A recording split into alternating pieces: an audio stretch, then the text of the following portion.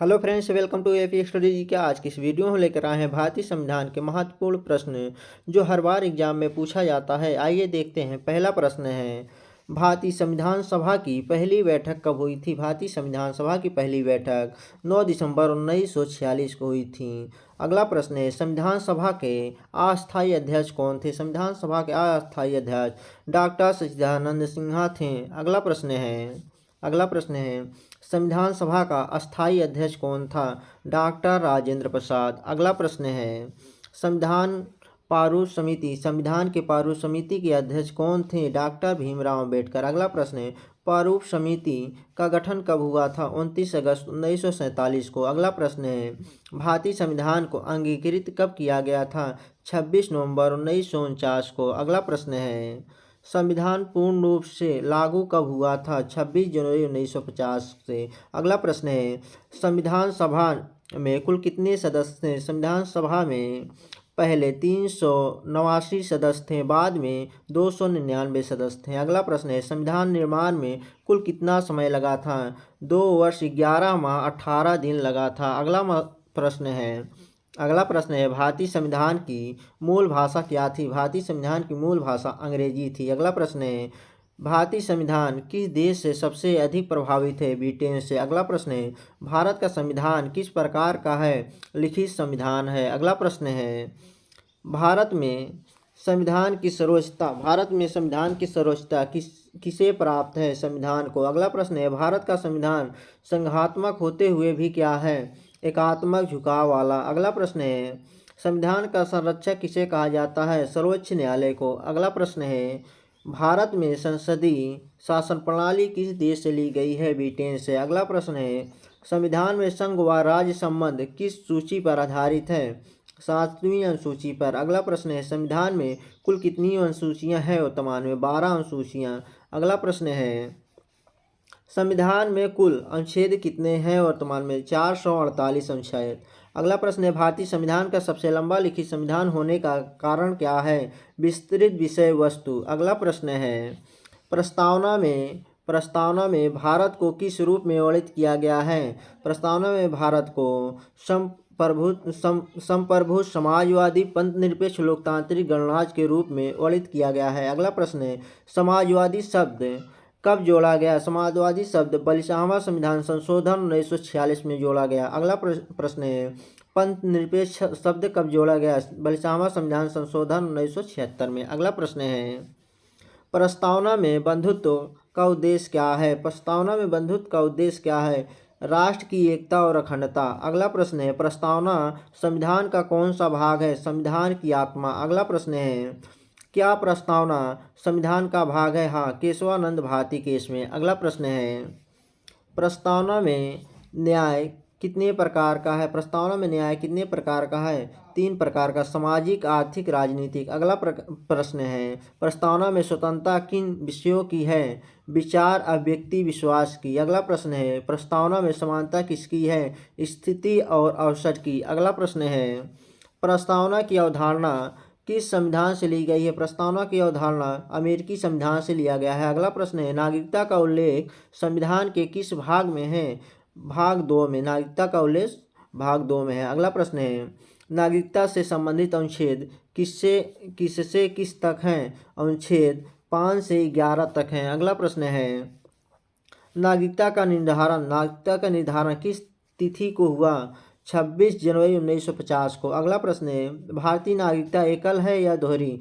इसका right answer एकल नागरिकता है। अगला प्रश्न है, नागरिकता से संबंधित कानून बनाने की शक्ति किसे है? संसद को। अगला प्रश्न है, जन्म से नागरिकता किस अधिनियम में वर्णित है? नागरिकता अधिनियम 1955 में। अगला प्रश्न है, भारत में विदेशी नागरिकों को कौन सा अधिकार प्राप्त नहीं है? मौलिक अधिकार। अगला प्रश्न है, नागरिकता समाप्ति का एक आधार है देशद्रोह। अगला प्रश्न है, overseas citizen of India OCI की व्यवस्था कब हुई? 2005 में। अगला प्रश्न है, नागरिकता संशोधन अधिनियम कब लाया गया? 2019 में। अगला प्रश्न है मौलिक अधिकार संविधान के किस भाग में है? भाग 3 में। अगला प्रश्न है मौलिक अधिकार किस अनुच्छेद से किस तक है? अनुच्छेद 12 से अनुच्छेद 35 तक। अगला प्रश्न है मौलिक अधिकार किस देश से प्रेरित है? अमेरिका से। अगला प्रश्न है मौलिक अधिकारों का संरक्षक कौन है?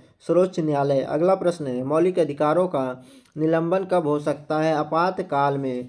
अगला प्रश्न है कौन सा अधिकार आपातकाल में भी निलंबित नहीं होता है? अनुच्छेद 20-21। अगला प्रश्न है समानता का अधिकार किस अनुच्छेद में है? अनुच्छेद 14 में। अगला प्रश्न है अस्पृश्यता का अंत किस अनुच्छेद में है? अनुच्छेद 17 में। अगला प्रश्न है शोषण के विरुद्ध अधिकार किस अनुच्छेद में है? अनुच्छेद 23-24 में। अगला प्रश्न है धार्मिक स्वतंत्रता का अधिकार किस भाग में है? मौलिक अधिकार में। अगला प्रश्न है नीति निर्देशक तत्व। अगला प्रश्न है नीति निर्देशक तत्व किस भाग में है? भाग 4 में। अगला प्रश्न है नीति निर्देशक तत्व किस अनुच्छेद से है? अनुच्छेद 36 से 51 तक। अगला प्रश्न है नीति निर्देशक तत्व किस देश से लिए गए हैं? आयरलैंड से। अगला प्रश्न है क्या नीति निर्देशक तत्व न्यायालय द्वारा परिवर्तनीय है? नहीं, न्यायालय द्वारा परिवर्तनीय नहीं है। अगला प्रश्न है नीति निर्देशक तत्वों का उद्देश्य क्या है? कल्याणकारी राज्य। अगला प्रश्न है समान काम के लिए समान वेतन किस अनुच्छेद में है? अनुच्छेद 39D में। अगला प्रश्न है ग्राम पंचायतों का उल्लेख किस अनुच्छेद में है? अनुच्छेद 40 में। अगला प्रश्न है बच्चों की शिक्षा से संबंधित अनुच्छेद कौन सा है? अनुच्छेद 45। अगला प्रश्न है राज्य की विदेश नीति किस अनुच्छेद में है? अनुच्छेद 51 में। अगला प्रश्न है नीति निर्देशक तत्व किस प्रकार के अधिकार हैं? नैतिक अधिकार। अगला प्रश्न मौलिक कर्तव्य किस भाग में है? भाग 4A में। अगला प्रश्न है मौलिक कर्तव्य किस अनुच्छेद में है? 51A में। अगला प्रश्न है मौलिक कर्तव्य कब जोड़े गए? बलिसामा संविधान संशोधन 1976 में। अगला प्रश्न है मौलिक कर्तव्यों की अवधारणा किस देश से ली गई है? रूस से। अगला प्रश्न है प्रारंभ में मौलिक कर्तव्य कितने थे? 10। अगला प्रश्न है मौलिक कर्तव्य वर्तमान में कितनी है? 11। अगला प्रश्न है शिक्षा से संबंधित कर्तव्य कब जोड़े गए? 86वां संविधान संशोधन द्वारा। अगला प्रश्न है क्या मौलिक कर्तव्य न्यायालय में परिवर्तनीय है? नहीं। अगला प्रश्न है पर्यावरण संरक्षण किस कर्तव्य में है?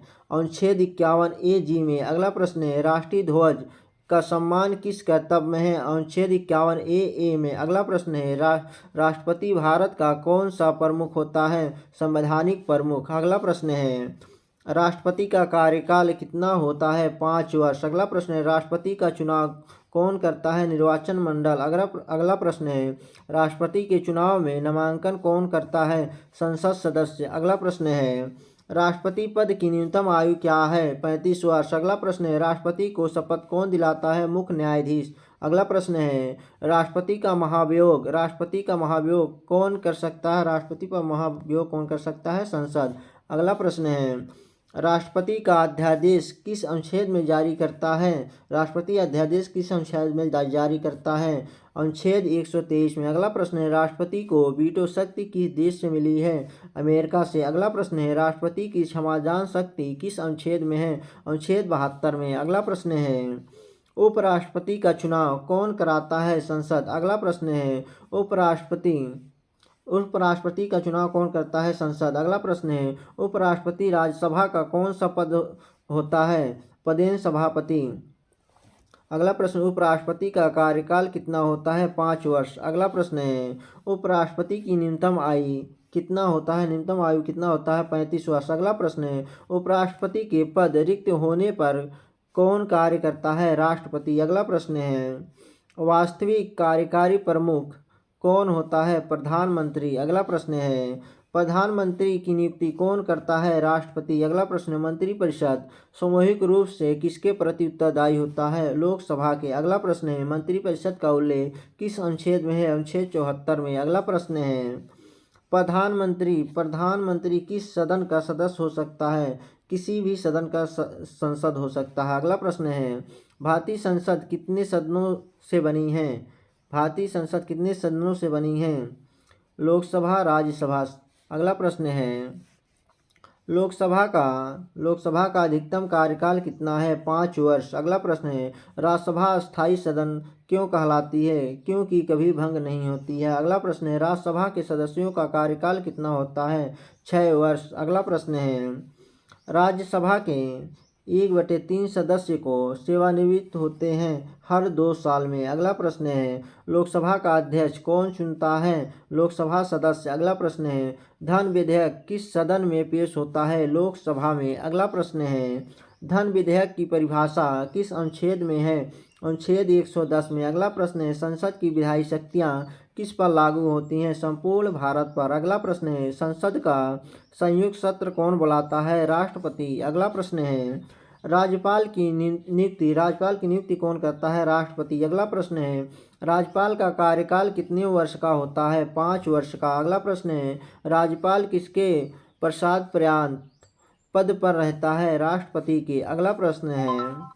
अगला प्रश्न है राज्यपाल बनने की न्यूनतम आयु क्या है? 35 वर्ष। अगला प्रश्न है एक व्यक्ति एक समय में कितने राज्यों का राज्यपाल बन सकता है? 1 से अधिक राज्यों का। अगला प्रश्न है राज्यपाल की संवैधानिक स्थिति किसके समान मानी जाती है? राष्ट्रपति के। अगला प्रश्न है मुख्यमंत्री की नियुक्ति कौन करता है? राज्यपाल। अगला प्रश्न है मुख्यमंत्री की वास्तविक शक्ति किससे आती है? विधानसभा से। अगला प्रश्न है मंत्रिपरिषद सामूहिक रूप से किसके प्रति उत्तरदायी होते हैं? विधानसभा के। अगला प्रश्न है राज्य मंत्रिपरिषद का उल्लेख किस अनुच्छेद में है? अनुच्छेद 163 में। अगला प्रश्न है भारत में कितने राज्यों में द्विसदनीय विधानमंडल है? 6 राज्यों में। अगला प्रश्न है विधान परिषद का अधिकतम सदस्य संख्या किस पर आधारित है? विधानसभा का 1/3 पर। अगला प्रश्न है विधान परिषद के सदस्यों का कार्यकाल कितना है? 6 वर्ष।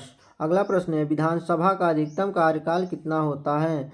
5 वर्ष। अगला प्रश्न है विधानसभा को भंग करने की शक्ति किसे है? राज्यपाल को। अगला प्रश्न है धन विधेयक राज्य में कहाँ पेश किया जाता है? विधानसभा में। अगला प्रश्न है राज्य में धन विधेयक की परिभाषा किस अनुच्छेद में है? अनुच्छेद 199 में। अगला प्रश्न है विधान परिषद धन विधेयक को अधिकतम कितने दिन रोक सकती है? 14 दिन। अगला प्रश्न है राज्य विधानमंडल का संयुक्त सत्र कौन बुलाता है? कोई प्रावधान नहीं है। अगला प्रश्न है राज्य विधानमंडल में राष्ट्रपति शासन का उल्लेख कहाँ है? अनुच्छेद 356 में। अगला प्रश्न है भारत के सर्वोच्च न्यायालय की स्थापना कब हुई थी? 28 जनवरी 1950 को। अगला प्रश्न है सर्वोच्च न्यायालय के न्यायाधीशों की अधिकतम संख्या कितनी है? 34। अगला प्रश्न है सर्वोच्च न्यायालय के मुख्य न्यायाधीश की नियुक्ति कौन करता है? राष्ट्रपति। अगला प्रश्न है सर्वोच्च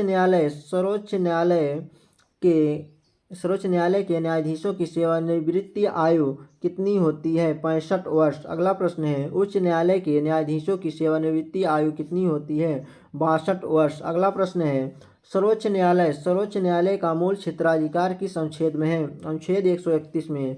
अगला प्रश्न है परामर्शी क्षेत्राधिकार किस अनुच्छेद में है? अनुच्छेद 143 में। अगला प्रश्न है रिट जारी करने की शक्ति अनुच्छेद में है? किस अनुच्छेद में है? अनुच्छेद 32 में। अगला प्रश्न है अनुच्छेद 32 को किसने संविधान की आत्मा कहा? डॉक्टर भीमराव अम्बेडकर ने। अगला प्रश्न है उच्च न्यायालय की रिट शक्ति किस अनुच्छेद में है? अनुच्छेद 226 में। अगला प्रश्न है केंद्रीय राज्य विधायी संबंध किस अनुच्छेद में है? अनुच्छेद 245 से 255 तक। अगला प्रश्न है समवर्ती सूची में कितने विषय हैं? 52 विषय। अगला प्रश्न है संघ सूची में कितने विषय हैं? 57 विषय। अगला प्रश्न है राज्य सूची में कितने विषय हैं? 66 विषय। अगला प्रश्न है अवशिष्ट शक्तियाँ किसके पास हैं? केंद्र के पास। अगला प्रश्न है वित्तीय आपातकाल किस अनुच्छेद में है? अनुच्छेद 360 में। अगला प्रश्न है राष्ट्रीय आपातकाल किस आधार पर लगाया जा सकता है? युद्ध, बाह्य आक्रमण, सशस्त्र विद्रोह के आधार पर। अगला प्रश्न है राष्ट्रपति शासन किस अनुच्छेद में है? अनुच्छेद 356 में। अगला प्रश्न है अनुच्छेद 356 का दुरुपयोग किस आयोग ने बताया? सहकारिता आयोग ने। अगला प्रश्न है जीएसटी परिषद का उल्लेख किस अनुच्छेद में है? अनुच्छेद 279A में। अगला प्रश्न है निर्वाचन आयोग का उल्लेख किस अनुच्छेद में है? अनुच्छेद 324 में। अगला प्रश्न है, निर्वाचन आयोग कितने सदस्यों का हो सकता है? एक या अधिक सदस्यों का। अगला प्रश्न है, मुख्य निर्वाचन आयुक्त को हटाने की प्रक्रिया किसके समान है? सर्वोच्च न्यायालय के न्यायाधीश के। अगला प्रश्न है, मताधिकार की न्यूनतम आयु कितनी है? न्यूनतम आयु कितनी है? 18 वर्ष। अगला प्रश्न है, चुनाव किस सिद्धांत पर आधारित है? सार्वभौमिक वयस्क मताधिकार पर। अगला प्रश्न है, लोकसभा चुनाव किस प्रणाली से होता है? एकल सदस्यीय क्षेत्र से। अगला प्रश्न है, नोटा को लागू कब किया गया? 2013 में। अगला प्रश्न है, चुनाव सुधारों से संबंधित समिति कौन सी है? दिनेश गोस्वामी समिति। अगला प्रश्न है, ईवीएम पहली बार किस वर्ष प्रयोग हुई? 1982 में। अगला प्रश्न है, चुनाव चिन्ह किसे आवंटित करता है? निर्वाचन आयोग।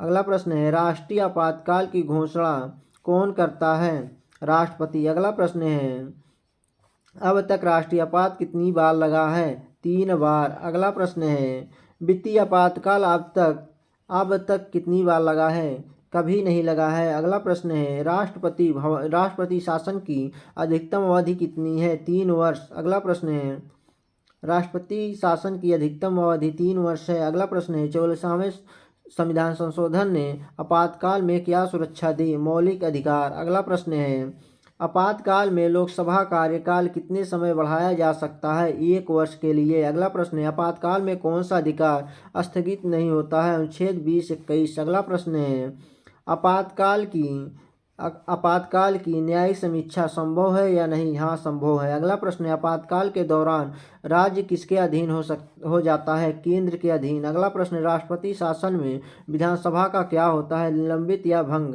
अगला प्रश्न है, नियंत्रक एवं महालेखक परीक्षक CAG का उल्लेख कहाँ है? अनुच्छेद 148 में। CAG की नियुक्ति कौन करता है? राष्ट्रपति। CAG का कार्यकाल कितना होता है? 6 वर्ष का। अगला प्रश्न है, संघ लोक सेवा आयोग का उल्लेख किस अनुच्छेद में है? अनुच्छेद 315 में। UPSC के सदस्यों की नियुक्ति कौन करता है? राष्ट्रपति। अगला प्रश्न है, वित्त आयोग का गठन किस अनुच्छेद में है? अनुच्छेद 280 में। अगला प्रश्न है, वित्त आयोग का कार्यकाल कितना होता है? वित्त आयोग का कार्यकाल 5 वर्ष का होता है। अगला प्रश्न है, नीति आयोग का गठन कब हुआ था? 2015 में। अगला प्रश्न, नीति आयोग का अध्यक्ष कौन होता है? प्रधानमंत्री। अगला प्रश्न है, राष्ट्रीय मानवाधिकार आयोग की स्थापना कब हुई थी? 1993 में। अगला प्रश्न है, पंचायती राज को संवैधानिक दर्जा किस संशोधन से मिला? 73वां संविधान संशोधन से। अगला प्रश्न है, नगर पालिकाओं को संवैधानिक दर्जा किस संशोधन से मिला? 74वां संविधान संशोधन से। अगला प्रश्न है, ग्राम सभा का उल्लेख किस अनुच्छेद में है? अनुच्छेद 243 में। अगला प्रश्न है, पंचायतों का कार्यकाल कितना है? 5 वर्ष। अगला प्रश्न है, पंचायती राज की त्रिस्तरीय व्यवस्था किस राज्य में नहीं है? नागालैंड में। अगला प्रश्न है, नगर निगम का प्रमुख क्या कहलाता है? महापौर। अगला प्रश्न है, पंचायत चुनाव कौन कराता है? राज्य निर्वाचन आयोग। अगला प्रश्न है, राज्य निर्वाचन आयोग का उल्लेख किस अनुच्छेद में है? अनुच्छेद 243 के में। अगला प्रश्न है, नगर पालिकाओं के लिए वित्त आयोग किस अनुच्छेद में है? अनुच्छेद 243 में। अगला प्रश्न है, पंचायती राज का जनक किसे कहा जाता है? बलवंत राय मेहता को। अगला प्रश्न है, संविधान संशोधन की प्रक्रिया किस अनुच्छेद में है? संविधान संशोधन की प्रक्रिया अनुच्छेद 368 में है। अगला प्रश्न है, मूल संरचना सिद्धांत किस केस से जुड़ा है? केशवानंद भारती से। अगला प्रश्न है, संविधान संशोधन की शक्ति किसके पास है? संसद के पास। अगला प्रश्न है, भाषाई आधार पर राज्यों का पुनर्गठन कब हुआ? 1956 में। अगला प्रश्न है, राजभाषा का उल्लेख किस भाग में है? भाग 17 में। अगला प्रश्न है, हिंदी को राजभाषा कब घोषित किया गया? 1950 में। अगला प्रश्न है, संविधान की 8वीं अनुसूची में कितनी भाषाएं हैं? 22 भाषाएं। अगला प्रश्न है, संघ की राजभाषा क्या है? हिंदी। अगला प्रश्न है, राष्ट्रपति के वीटो कितने प्रकार के होते हैं? 3 प्रकार के। अगला प्रश्न है, संविधान की व्याख्या अंतिम अधिकार किसे है? सर्वोच्च न्यायालय का। अगला प्रश्न है, पहला संविधान संशोधन कब हुआ था? 1951 में। अगला प्रश्न है, अब तक संविधान में कितने संशोधन हुए हैं? 106। अगला प्रश्न है मौलिक कर्तव्य मौलिक अधिकारों में संपत्ति का अधिकार अब क्या है? संपत्ति का अधिकार अब क्या है? कानूनी अधिकार। अगला प्रश्न है शिक्षा का अधिकार किस अनुच्छेद में है? अनुच्छेद 21A में। अगला प्रश्न है अल्पसंख्यकों का अधिकार किस अनुच्छेद में है? अनुच्छेद 30 में। अगला प्रश्न है संघीय न्यायालय की स्थापना कब हुई थी? 1937 में। अगला प्रश्न है भारत में राष्ट्रपति शासन सबसे अधिक किस राज्य में लगा है? उत्तर प्रदेश में। अगला प्रश्न है कैबिनेट मिशन भारत कब आया? 1946 में। अगला प्रश्न है संविधान सभा के संवैधानिक सलाहकार कौन थे? बी.एन. राव। अगला प्रश्न है भारतीय संविधान का सबसे बड़ा स्रोत क्या है? भारत सरकार अधिनियम 1935। अगला प्रश्न है मूल संरचना सिद्धांत किस निर्णय में प्रतिपादित हुआ? केशवानंद भारती बनाम केरल राज्य 1973 में। अगला प्रश्न है मौलिक अधिकारों पर संसद की संशोधन शक्ति सीमित है, यह किस केस में कहा गया? गोलकनाथ बनाम पंजाब राज्य केस में 1967 में। अगला प्रश्न है न्यायिक पुनर्वलोकन को मूल संरचना का भाग किस केस में माना गया? एल चंद्र कुमार बनाम भारत संघ 1997 में। अगला प्रश्न है संसद द्वारा संविधान नष्ट नहीं किया जा सकता, यह किस निर्णय में कहा गया? केशवानंद भारती केस में। अगला प्रश्न है संविधान की सर्वोच्चता किस केस में स्पष्ट की गई? मिनर्वा मिल्स बनाम भारत संघ 1980 में। अगला प्रश्न है सीमित संशोधन शक्ति सिद्धांत किस केस से जुड़ा है? मिनर्वा मिल्स केस से। अगला प्रश्न है न्यायिक समीक्षा की पुनर्स्थापना किस संशोधन के बाद हुई है? 44वां संविधान संशोधन। अगला प्रश्न है मौलिक अधिकार व नीति निर्देशक तत्वों में संतुलन किस केस में बताया गया? मिनर्वा मिल्स केस में। अगला प्रश्न है न्यायपालिका की स्वतंत्रता मूल संरचना है किस निर्णय में? एस.पी. गुप्ता केस में। अगला प्रश्न है संविधान की आत्मा किसे कहा गया है? न्यायिक समीक्षा। अगला प्रश्न है अनुच्छेद 21 का व्यापक अर्थ किस केस में दिया गया? मेनका गांधी बनाम भारत संघ 1978 में। अगला प्रश्न है जीवन के अधिकार में गरिमापूर्ण जीवन किस केस में जोड़ा गया? मेनका गांधी केस में। अगला प्रश्न है बंदी प्रत्यक्षीकरण याचिका से इनकार किस केस में हुआ था? एडीएम जबलपुर बनाम शिवाकांत शुक्ला केस में 1976 में। अगला प्रश्न है एडीएम जबलपुर निर्णय को किस केस में पलटा गया? के.एस. पुट्टीस्वामी केस 2017 में। अगला प्रश्न है निजता को मौलिक अधिकार किस केस में माना गया? के.एस. पुट्टीस्वामी बनाम भारत संघ में। अगला प्रश्न है प्रेस की स्वतंत्रता किस अनुच्छेद से निकली है? अनुच्छेद 19(1)(a) से। अगला प्रश्न है अनुच्छेद 19 पर युक्त प्रतिबंध किस केस में परिभाषित हुए? चिंतामणि राव केस में। अगला प्रश्न है समानता का सिद्धांत मनमानी के विरुद्ध किस केस में हुई? ए.पी. रायप्पा केस में। अगला प्रश्न है आरक्षण की सीमा 50% किस केस में तय हुई? इंदिरा साहनी केस 1992 में। अगला प्रश्न है क्रीमी लेयर सिद्धांत किस केस से जुड़ा है? इंदिरा साहनी केस से। अगला प्रश्न है संसदीय विशेषाधिकार न्यायिक समीक्षा के अधीन है किस केस में? राजा रामपाल केस 2007 में। अगला प्रश्न है संसद के विशेषाधिकार किस अनुच्छेद में है? अनुच्छेद 105 में। अगला प्रश्न है राज्य विधानमंडल के विशेषाधिकार किस अनुच्छेद में है? अनुच्छेद 194 में। अगला प्रश्न है संसद की अवमानना का अधिकार किसे है? संसद को। अगला प्रश्न है न्यायालय की अवमानना का अधिकार किसे है? न्यायपालिका को। अगला प्रश्न है लोकसभा अध्यक्ष को अंतिम प्राधिकारी किस संदर्भ में कहा जाता है? दल बदल कानून को। अगला प्रश्न है दल बदल कानून किस अनुसूची में है? 10वीं अनुसूची में। अगला प्रश्न है दल बदल निर्णय किस न्यायिक समीक्षा संभव है किस केस में?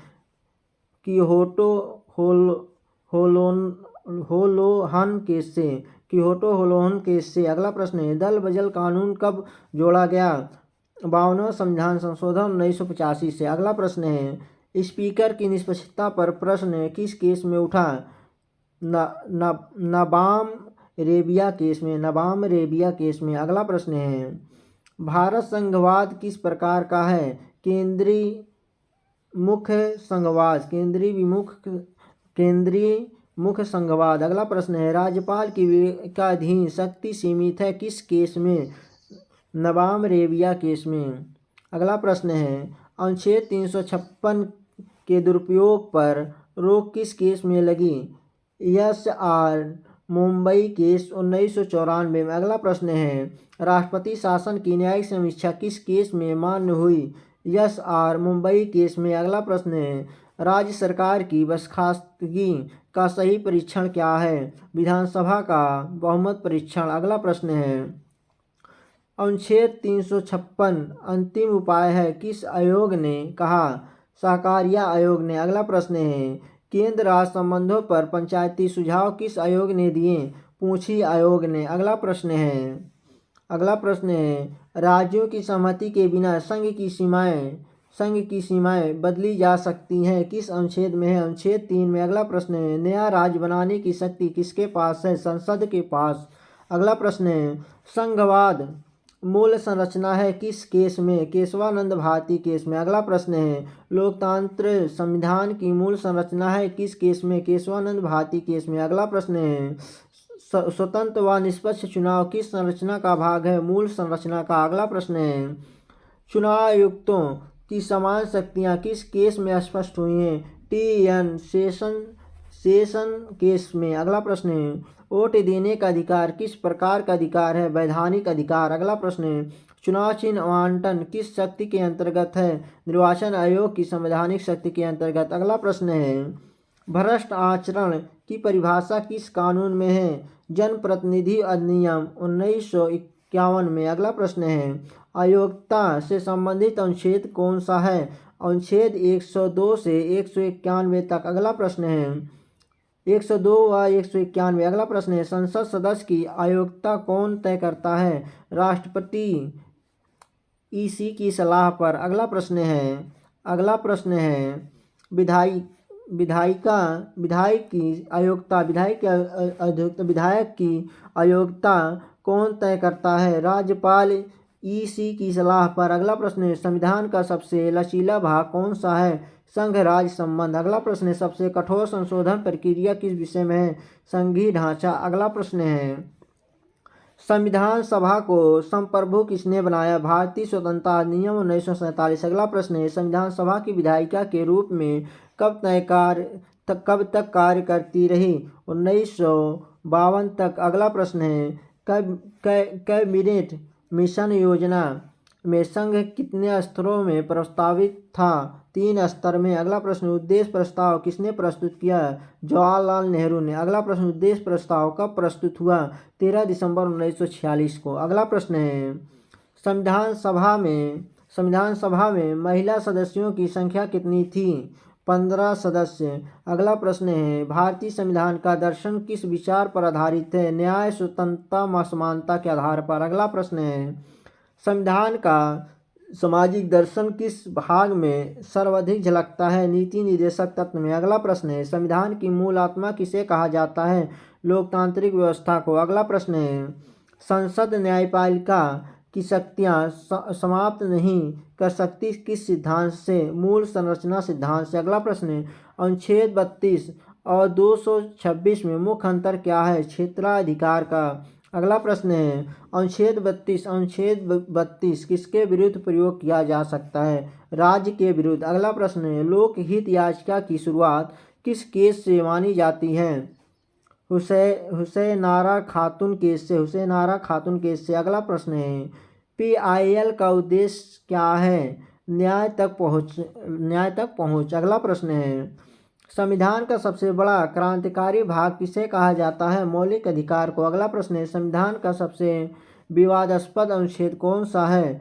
अनुच्छेद 356। अगला प्रश्न है, भारत में न्यायपालिका का प्रकार है। न्यायपालिका का प्रकार क्या है? एकीकृत न्यायपालिका। अगला प्रश्न है, संविधान में शक्ति पृथक्करण पूर्ण है या आंशिक? आंशिक है। अगला प्रश्न है संसदीय शासन की आत्मा क्या है? उत्तरदायित्व। अगला प्रश्न है संसदीय लोकतंत्र में कार्यपालिका किसके प्रति उत्तरदायी है? विधायिका के। अगला प्रश्न है संविधान में आपातकालीन उपबंध किस भाग में है? भाग 18 में। अगला प्रश्न है संविधान में विशेष उपबंध किस भाग में है? भाग 21 में। अगला प्रश्न है अनुच्छेद 370 किस भाग में था? भाग 21 में। अगला प्रश्न है संविधान में अनुसूचित क्षेत्र किस अनुसूची में है? 5वीं अनुसूची में। अगला प्रश्न है जनजाति क्षेत्रों के लिए विशेष प्रावधान किस अनुसूची में है? 6वीं अनुसूची में। अगला प्रश्न है भारतीय संविधान का धर्मनिरपेक्ष स्वरूप किस संशोधन से स्पष्ट हुआ? बलिसामा संविधान संशोधन से। अगला प्रश्न है धर्मनिरपेक्षता मूल संरचना है किस केस में? SR मुंबई केस में। अगला प्रश्न है समाजवाद मूल संरचना है किस केस में? मिनर्वा मिल्स केस से। अगला प्रश्न है संविधान की व्याख्या का अंतिम अधिकार किसे है? सर्वोच्च न्यायालय को। अगला प्रश्न है राष्ट्रपति की क्षमादान शक्ति न्यायिक समीक्षा के अधीन है किस केस में?